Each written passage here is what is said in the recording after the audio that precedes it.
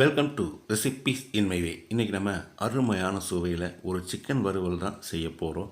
ரொம்ப சுலபமாக செய்யக்கூடிய இந்த சிக்கன் வறுவலை எப்படி செய்கிறது, இதுக்கு தேவையான பொருட்கள் என்ன பார்க்கலாம் வாங்க. இந்த சிக்கன் வறுவலுக்காக 3/4 கிலோ சிக்கன் க்ளீன் பண்ணி எடுத்து வச்சுருக்கேன்.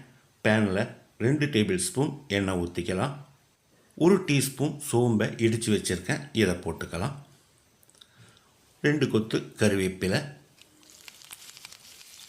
200 கிராம் அளவுக்கு 4 பெரிய வெங்காயம், 10 பல் பூண்டு, 1 இன்ச் அளவுக்கு இஞ்சி, 2 பச்சை மிளகாயை அரைச்சி எடுத்து வச்சுருக்கேன், இதை ஊற்றிக்கலாம். இதோட பச்சை வாசனை போகிற அளவுக்கு ஒரு 2 நிமிஷம் நல்லா ஃப்ரை பண்ணிக்கலாம்.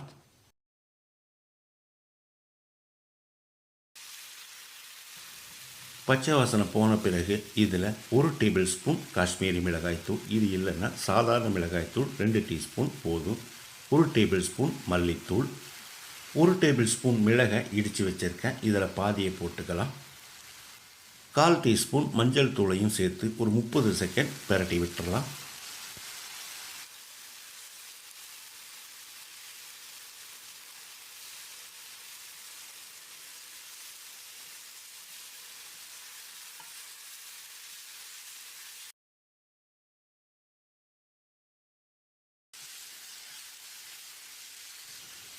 நூற்றி 150 கிராம் அளவுக்கு 2 தக்காளியை பேஸ்ட்டாக அரைச்சி வச்சுருக்கேன், இதை ஊற்றிக்கலாம்.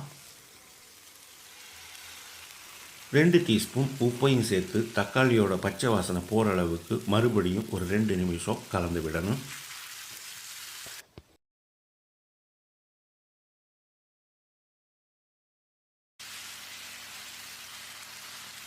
தக்காளியோட பச்சை வாசனை போன பிறகு நம்ம க்ளீன் பண்ணி எடுத்து வச்சுருந்த சிக்கனை சேர்த்துடலாம். அதிகப்படியான தீயில் ஒரு 2 நிமிஷம் சிக்கனை நல்லா பிரட்டி விடணும்.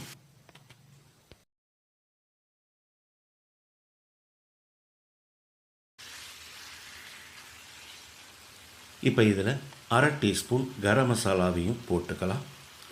1 கப் அளவுக்கு தண்ணி ஊற்றி கலந்து விட்டுடலாம். தண்ணி சேர்த்து கலந்து விட்ட பிறகு குறைஞ்ச தீயில் ஒரு 15 நிமிஷம் வேகட்டும், மூடி வச்சிடலாம். இடையில அடிக்கடி கலந்து விடணும். 15 நிமிஷம் மூடி வச்சு வேக விட்டுருந்தோம். இப்போ சிக்கன் நல்லாவே வெந்திருக்கு, நீங்கள் பார்த்தாலே தெரியும்.